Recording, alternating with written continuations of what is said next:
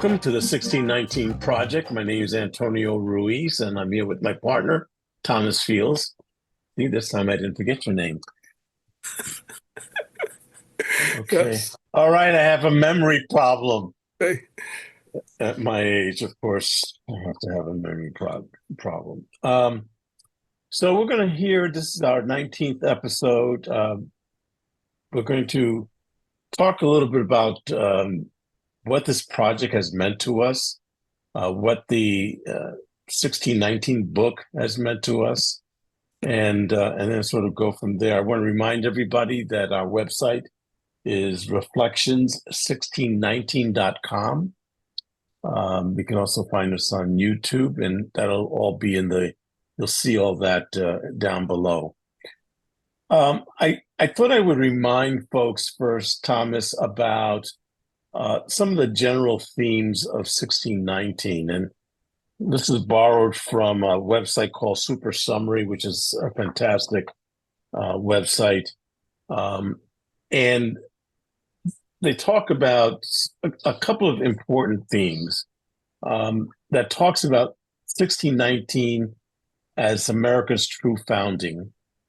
And that was the year that the ship White Lion anchored in Virginia, leading to the sale of the first enslaved people in North America.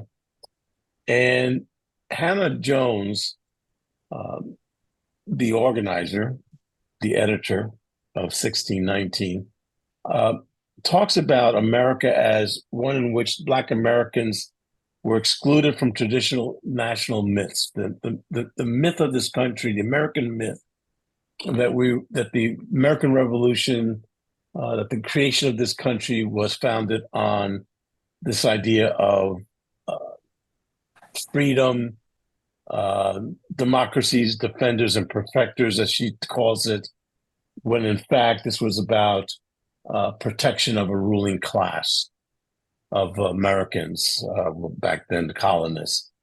And she goes on to talk a lot about, while the American myth creation, or the myth of the American creation focused on 1776 as the founding of this country, when in fact it was only about really talking about 1619 as I guess in terms of not only about slavery, but actually creating a class of people alongside of indigenous people, as they were not going to become those Americans. They were not going to be participants in that American creation myth. The other theme that talks about what the meaning of freedom means to Black Americans, and I'm kind of going to leave that for our discussion, but I thought it was really important to talk about that. Hannah Jones writes that no one cherishes freedom more than those who have not had it. And I thought that was really a really important statement there. Do you want to add any more to these themes before we get into our discussion, general discussion? Yeah. One of the things that reading this book led me to was the concept of racial capitalism. And I think which is what this country is built on. We haven't called it that, racial capitalism, but when you come down to it, capitalism has existed in many forms. Obviously, it started probably in Scotland with John Smith, but it is, in fact, became a racial concept when it came to this country, and primarily because we had to rationalize the use of a certain ethnic group to do the labor that built the country and kept it going.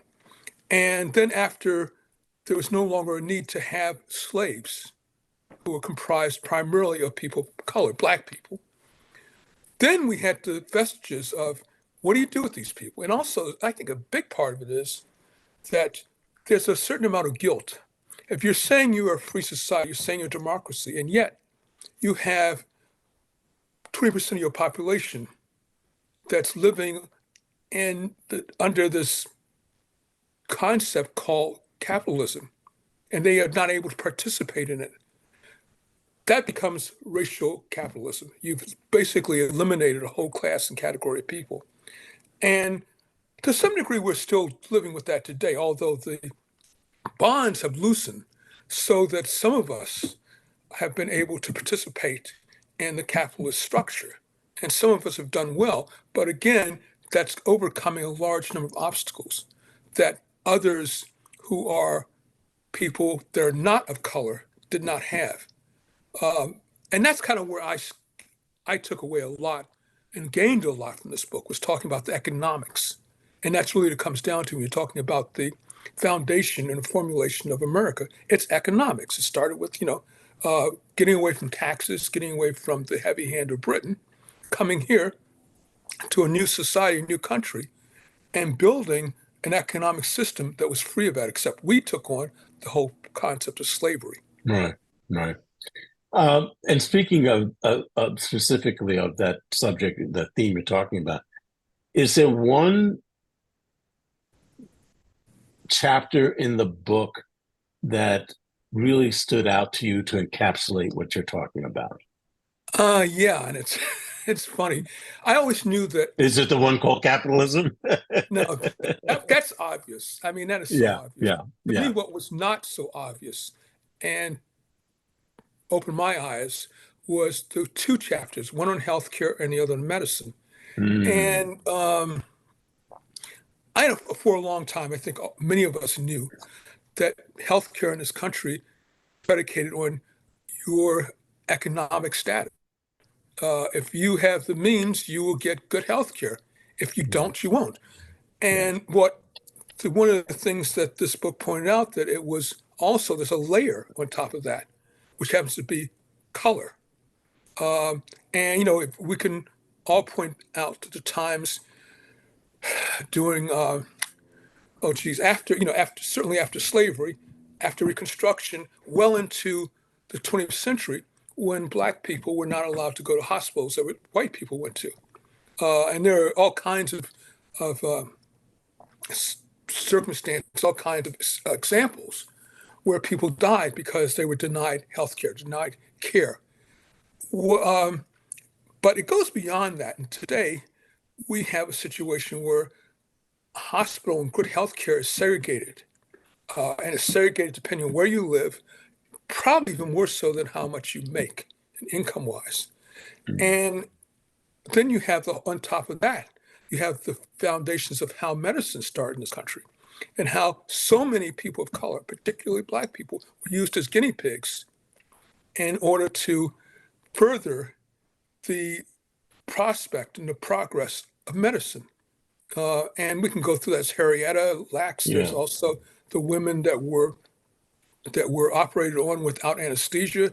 The father gynecologist made his name doing that. So to me, that was the one that was most eye-opening. Those two chapters. yeah. And I think one of the things that really addresses this issue is when the fight for the so-called Obamacare was being fought over. Somewhere in all of that discussion was this idea that there was a challenge to the established medical care system and how it was run, all the economic interests on one side, and on the other side were millions of people who did not have access to healthcare, who were, their idea of healthcare was going to the emergency room if you could get there. But of course, there's no, follow-up care. There's no, being able to afford medicines, prescription, because you don't have insurance, you end up having to pay full price. Well, that's ridiculous when you think about it. It's just, again, this whole demarcation of like on one side, there's a group of people who can't afford, and it's not just Black people. I mean, it's the whole thing of a lot of folks um, who are poor, who don't have access to insurance, and yet we're told that, fend for yourself, because that's what you do in a capitalist country, a nation where it's all about, pulling yourself up by your bootstraps and, individualism and, all of that stuff. But when everything is stacked up against you. You And I know, think I think that's part of the myth again, that yes. we love to talk about as if we're exceptional. Yeah. One day our white brethren will understand something, that while they've been fed the lie and bought into, many of them, that they're on a higher rung on the ladder because there's always someone below them. That not someone Yeah. below them tends to Yeah. be a person of color. They are very often not much better than those that they're stepping on or they're above. Yeah. Yeah. Uh, what they have going for them is this concept of their skin color. But one of the reasons why we're seeing the backlash that's coming with the Trump era is because they're beginning to understand that just having white skin is not what it used to be, what it's worth. It's not what it was worth not too many years ago. Right. And I think that's one of the biggest issues, which gets lost in this conversation when we talk about the phenomenon called Trumpism, is that, yes, many of his followers are waking up to the fact that America is not what they thought it was. But they're, of course, pivoting and looking at those people below them and saying they're the reasons why they've Yeah. lost out so many of their privileges. And hopefully, we're going to have a progressive person, progressive visionary candidate who's going to start speaking to that.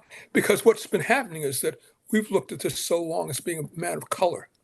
And that if you're black or brown or yellow or whatever other ethnic group, you're on one side of the ledger. And if you're white, Portuguese, Portuguese, German, Greek, all of those other ethnic groups, you're on the other side of the ledger. But the common denominator, the dividing line happens to be your money. Yeah.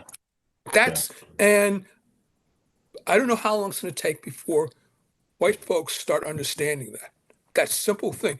It is it's better understood, more understood in Europe, for example, where, there has for a long time been a understanding that class plays a huge role Yeah. in how Yeah. people are treated. Yeah. One of the things too, just, capitalism has rightfully gotten a bad name. It's as it should. However, let's distinguish between capitalism in this country, and again, we Yeah. get back to a racial capitalism, and Right. capitalism as it is followed in other countries, particularly in Western Europe. They're two different beasts. So, I mean, I could speak on that Yeah. subject for a long time, but that's going off the topic. And one day we're going to have to figure out how we're going to work Isabel Wilkinson's book Caste Yeah. into this discussion, because I think there's a lot there too. But let me just speak to the one chapter that I kept coming back to, and it's actually right at the very beginning. It's chapter 1, democracy, because I've been reading Howard Zinn's book, The People's History of America, of this nation. That's not actually the exact title. You know, she writes and it's written by Nicole Hannah Jones, the first chapter, and she speaks about Thomas Jefferson, who wrote the Declaration of Independence about the truths Americans hold to be true. We've heard this a million times, that all men are created equal, that they're endowed by their creator with certain unalienable rights, blah, blah, blah. And even as he wrote those words, I love this one piece where she talks about the half brother of Jefferson's wife served him. Enslavers designed chattel. Why am I having a hard time with this name? Chattel slavery to strip those in its grips of all humanity. Enslaved people were not recognized as people, but as property to be mortgaged, traded, bought, sold, and used as collateral. You know, this idea that you can call yourself a democracy or a republic, and yet exclude a sizable number of people back then. When you think about, I forget what the exact percentage was, but it was a good number of percentage of the population of this country back in the 1700s that were Black slaves. And then that doesn't even include the indigenous people who were also here as well. And she talks about also about, sorry, I got another screen up here all of a sudden. Apologize for that. And the other part to this discussion about democracy is because we're at a time when this idea of you can, well, but first of all, back then, there was only certain people could vote. And then you fast forward to today when there's been efforts for a while, going back to 2000, we've spoken about this before, the 2000 census, when the Republican Party was jumped ahead of the Democratic Party and was able to hone a strategy to gerrymander the hell out of states. So to lower the ability of anybody who wasn't Republican to elect someone who wasn't a Republican. So we're not that far off here that, the strategies of using race and ethnicity to not give and of course women not the right to vote, and then jump forward and use another kind of strategy to exclude people from voting and fully participating in this democracy. I just think that this chapter, democracy, is like, it just says so much about where we are today, even though we're talking about the past, and it's still going on. There's still efforts. I forget, I think it was Nebraska or one of those states, excuse me, that is trying to pass a law that would basically, it's the winner take all thing. If you win, 16 electoral votes and out of 20, you get all 20 instead of the 16. And this is going to continue to happen between now and election. That, you talk about democracy, but you don't really mean democracy. You're talking about one party rule. So that was a chapter that was most significant for me. It has been nearly 5 years since the book was published. And in that time, it was published in 2019. So we've had the George Floyd murder as well as Summer of Rage in 2020. We've also seen the backlash from the right that continues to this day on right-wing television and legislatures over the country, not only to the book and the contents of the book, but the fact that the book, should even be taught in schools, or, CRT. And I'm just wondering, how do you connect those reactions in the context of everything we've learned through the 1619 Project? Yeah. Well, I'm not sure who said it. The truth shall set us free. But it's certainly apt, because what I think certain politicians are afraid of is the truth. That's history. History has been taught on the basis of someone else's truth, which can be what you make it. But they don't want the documented truth, which is where a lot of what the 1619 Project is about. I only wish this book had been around when I was a kid in high school. I mean, the stuff that I learned had to be learned really basically on my own. There was no one teaching anything remotely close to this, and we've discussed that. All I can say is that as long as people are getting the truth out, and we know there's a hunger for it because the 1619 Project started this avalanche of books that came out Right. about the history told from someone else's perspective other than the sanctioned history of the ruling class, the whites. And those books went on the bestseller list. So there clearly is a hunger for those. And one of the reasons why people like DeSantis and others wanted to stop that is because they knew if those books got out there to the main populace, to school kids learning in class, it does away with a lot of what we've worked, when I say we, what the country's worked to maintain as this segregated economic sphere that we live in called, in my humble opinion, racial capitalism.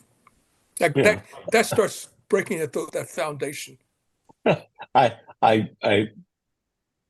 this has been really interesting watching legislative, mostly all GOP legislators across the country falling over themselves. I remember Trump wanted to do this, I think he called it the 1776 Project, where he wanted to teach the true American history, the history that's been taught for the last, nearly 300 years. So I don't know how this was different. And it was this idea that we were going to teach the old version of American history. And just to go to that, what you're talking about is this wondering, like, how do they think this is going to work in the age of the internet and the age of where, you do know that there's a whole universe out there of information. Now, of course, sifting through that information is always the most difficult. And I'm just sort of wondering, I mean, is the genie out of the bottle? And this is just not, this plan of theirs is just not going to work? Or isn't even working? Because I know Texas and Florida for sure have implemented similar kinds of programs. They don't call it 1776, but you might as well call it. And I know there's other Republican led states. What planet are they living on, Thomas? I think that, it's denial. It's denial of certain facts. And I think the fear is a huge fear. And I think that fear started around the time when demographers said, oh, the United States will become a nation of predominantly minority people. That, I think, sparked the fire. And there's certain demagogues, our former president leading the way, fed on that. But that's like you're going against, you're whistling and spitting into the wind with that. It is futile. They will win some battles, but as authoritarian governments tend to do, they overreach. Classic example is, what the Supreme Court did with the Dobbs decision.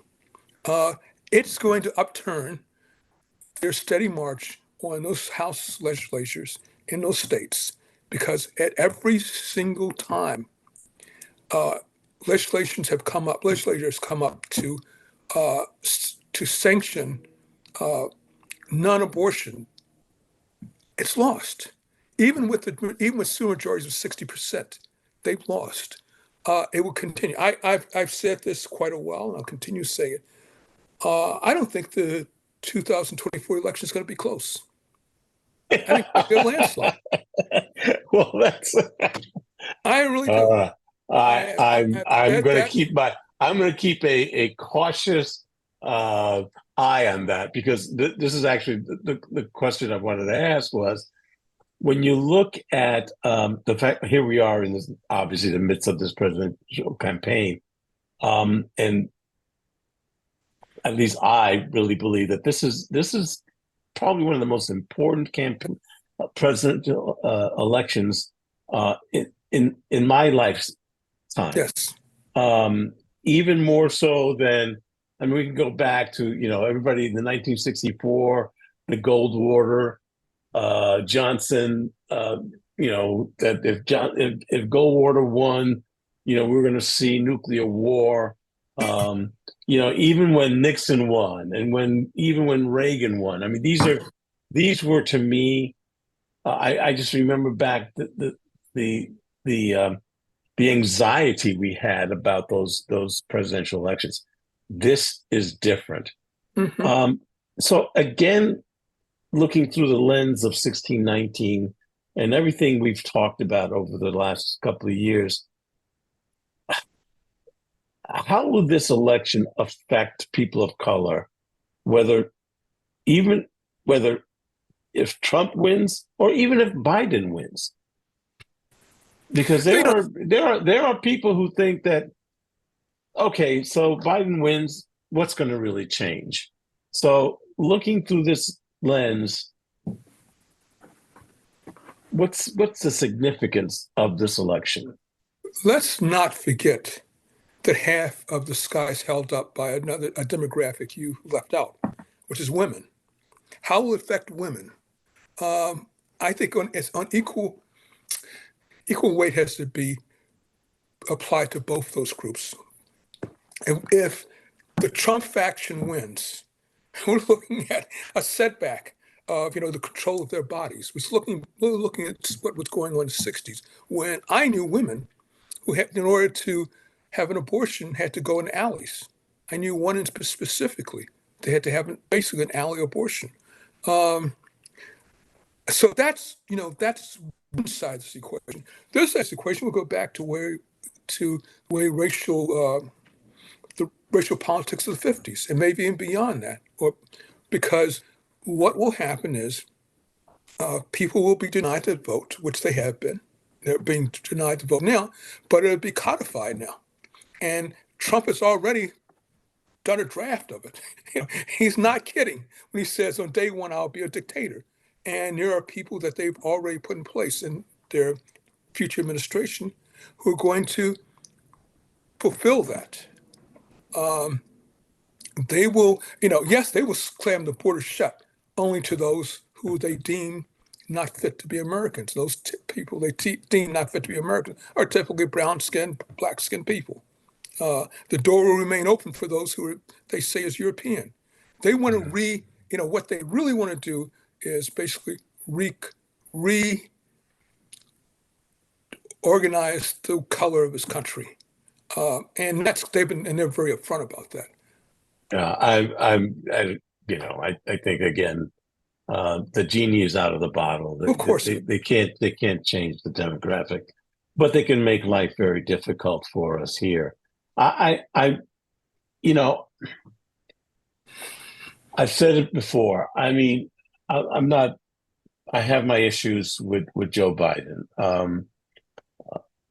The traditional politics that we've been running in this country forever, but particularly for the last, looking at my lifetime, since World War II, I just don't think it applies anymore. I think if you speak to, I've had the pleasure or not of the last 8 years being first at Long Beach City College and now at Cal State Long Beach, and being studying alongside people much younger than I, and speaking to them about their view of their future, because it really is their future. They'll be living.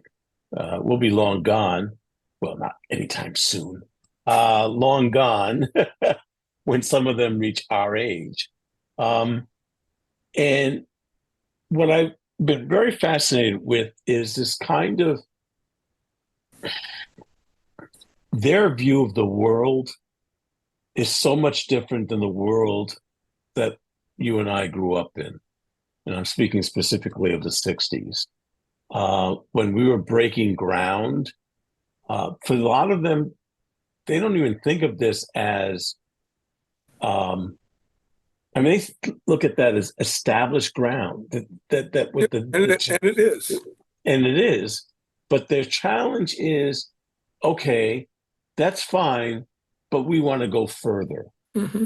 because there are certain things that we've just take for granted and that we didn't take for granted back then because we had to fight our asses off for it. And I think that that's part of their complaint with the Democratic Party, the established Democratic Party, the Joe Biden wing of the Democratic Party, is that they don't think they go far enough, that there's so much compromise built into the system. Now, I'm going to vote for Joe Biden because I don't want Donald Trump. You know, but I look forward to a day with the next generation, which is what they're talking about. These younger people are talking about this next generation of Democratic leaders, you know, and you might call it ageist or whatever, but I think it's more than about age. I think it's that sometimes, you know, you get so used to doing things a certain way that and you just lose sight of the fact that you're not growing, that your idea of democracy or your idea of this country is not growing because you've made so many compromises just to stay in power, or because you know you need that billionaire's money for a campaign, or because you know that lobby is stronger than this lobby. And I think that that's. I mean, I'm hoping Biden wins. I'm not as optimistic as you, but if he wins, the next the challenge for the next 4 years is going to be for the Democratic Party is, you know, what comes next Of in course. 2028, Of course. and they better start realizing that they've got some people coming up behind them Mhm. that aren't kidding. You know, it's funny listening to you particularly talk about the 60s, you know, in which we both sort of came of age. Um, Reminds me of something.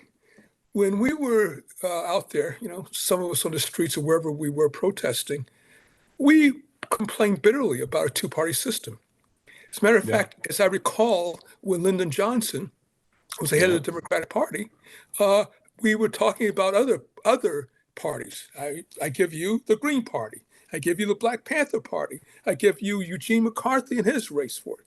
Uh, that is not new. I think every peace and freedom party. Freedom Party. Okay, how can I forget them? But I think what we often, us, you know, gray hairs, often forget about is that the youth is always going to be looking at changing the system. That's what young people do, you know. And if they don't, there's something wrong with them. Uh, and you know, in terms of Joe Biden, you work with what you got. I mean, I know Yeah, didn't say this when I was in my 20s, but one of the things that comes with age is hopefully wisdom. And I have understood something about this system. We ain't going to have a revolution in this system anytime soon. And if we do have one, it's more likely to be a right wing revolution. yeah, I Okay, agree with that. so Joe Biden is not the perfect candidate, but I will tell you this, and I will say this: given what he's done, he has, in many ways, he spearheaded in many ways the Obamacare. He helped pull that thing to the goal line. He brought something into being which I thought would never happen, which is basically guaranteed guaranteed income for the poorest, for their children. I never expected that to ever happen, and you know, so mothers, families, poverty-stricken families got money from the government and pulled 50% of kids out of poverty. I never thought that would happen in my lifetime. And there's other things, you know, I think that he has been. Now, yes, he's been pushed to do those things, but the fact is he got behind them and pulled them through. in regards to Trump, I mean, Trump is like kind of like this existential evil, but I don't think it's just a matter of choose between good and bad, evil and good.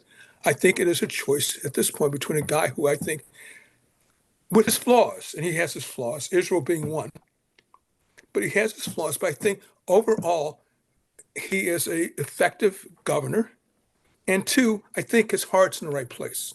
Yeah. Sometimes his head Yeah. goes, But it's but also, you know, insanity versus sanity. well, yeah, but You what's your know, twos? I mean, look, I'm not discounting what he's done. I'm not discounting, the whole issue of wisdom. What I'm saying is that uh, the choices to me is pretty obvious. Why I would vote for Joe Biden over Donald Trump. What scares me, I don't want to use that word because it's such hyperbole, but what concerns me is what happens next.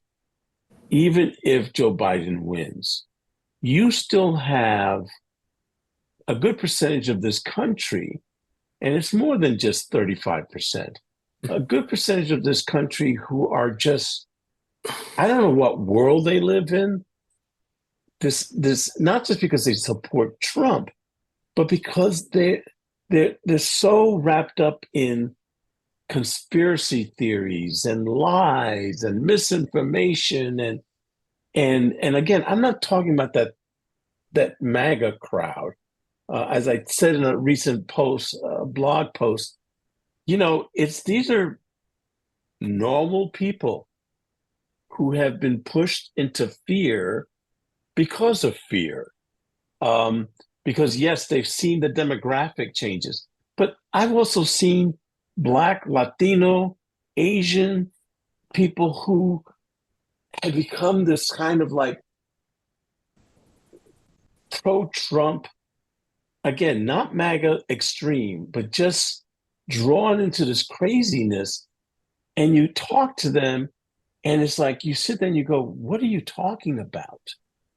Immigration is one of them, but some of them have really bought this idea that the Democratic Party just has not been responsive to them, and the Republican Party has. And you go, you mean the party of the billionaires, of the 1%? I just, and those people are not going to disappear if Trump loses. That's my point. No, no, they're not. And that, to me, it represents a real opportunity for the Democratic Party because there's another statistic that I've seen, which I think is pretty telling. I don't believe I'm getting this wrong, but I believe I saw that over 10% of Republicans say they will not vote for Trump. And these are pretty much diehard Republicans who say they will not vote for Trump if he's convicted. Also, look at what's been happening in the most recently in the primaries. Yeah. Well over 20 to 30% of Republicans are voting for somebody other than Trump, somebody whose name is not Trump. Okay, and Trump's the only person on the ballot. So what that tells me is that people are searching for something, and the Democratic Party is not the panacea for all our solutions. It has its problems, and it is also a party of money as well as the Republican Party. Yeah. It just to some degree pays more lip service to the working class and to the poor, and that's primarily because it made up of more people who are from the working class and poor than the Republican Party. But the fact of the matter remains. There's a large number of people who feel the country is left them behind. And to some degree, they're not wrong. They have some legitimate issues. But what I think has happened is that there's disillusionment to set in on the Republican side, particularly the Trump side. And those people, and you're going to see them, I think, a significant number of people who are undecided, who will become independent. Where will those people go? I don't believe they're going to go to the Republican Party. Yeah. It's just too many things going against the Republican Party. Will they stay home? That's another issue. They may stay home. But even Yeah. if they stay home, that still, in my mind, cements the victory for the Democratic Party. Well, I hope you're right, because it's not just going to be about the presidential race. Yeah, It's also going to be what's going to happen in the House, in the exactly. races for the Senate, and it's also going to be about what happens even on the most on the excuse me on the local level. Um, but and again, I don't want to jump too forward. I want to end it with this discussion about the future. Is you know we really do need to think about what happens life after Hmm. November 2024. And what happens between 2024 and 2028. And how do we, and again, not just the Democratic Party or even the Republican Party, because there are reformers Hmm. in the Republican Party who are realizing, listen, we can't keep going like this. Right, We right. can't keep n- just attracting the bozos. we've got to we've got to be attracting some sane people because you know power for power itself is a wonderful aphrodisiac, but at some point you've got to rule. You've got to There's govern, not rule. You have to govern, yeah, and that means solving problems. yes, yes. But there's a wonderful. I guess it's biblical and it's also in physics, which is that nature abhors a vacuum. And I'm not terribly worried. I mean, particularly about the Democratic Party in this regard. No matter what happens, Biden wins. He can't run another term. You're going to bring Right, up a whole nother generation. right, This is where, in my hope, where yeah, progressives that know how to govern will fill in that vacuum. It's going to create a vacuum on the Republican side as well. When I believe Trump loses and loses badly, it's going to then open the doors for not the crazies, because the crazies had to run for over 8 years. It's going to open the doors for others in the Republican Party with a different vision.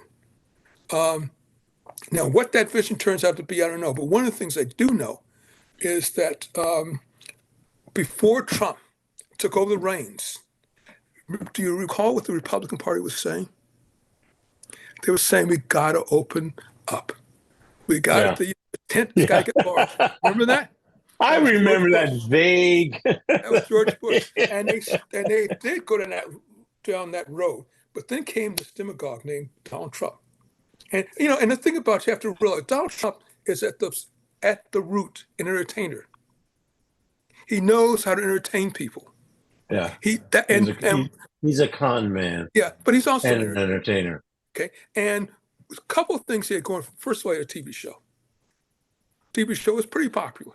Okay, and in this country, as it's been noted, we don't have royalties. We have celebrity instead of royalty. Donald Trump filled that vacuum of a royalty and celebrity. And for that certain category of people, mainly his followers, he was he fulfilled their needs. Yeah.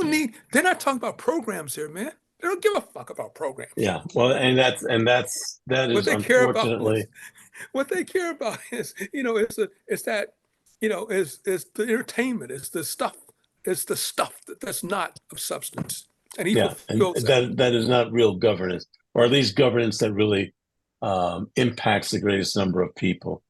Um, well, this has been a great discussion. We're going to continue this. I guess I can promote the fact that this summer we'll be doing another series of podcasts relating to the 2024 election and what its impact is going to be on people of color. I think that this is going to be an opportunity to really, and we'll be inviting some guests in. It won't be just you and I talking. But I want to be able to, again, with the book 1619 as a frame, as well as some other books that we'll talk about. I really do want to talk about Isabel Wilkinson's book. Howard Zinn's book has been an eye opener. Much of course, both 1619 and Howard Zinn's book. I've known about all these things. I've studied. It's just wonderful to see all these things in one place, and really providing a great framework for these discussions.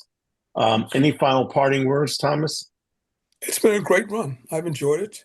Although probably that's an inappropriate word to say I've enjoyed it. It's, there's a, It's there's hard a lot. work. Yeah, well, there's also a lot of distressing things Yeah, to, basically read and learn about. Some of which you relearn, but whole lot of it was learning.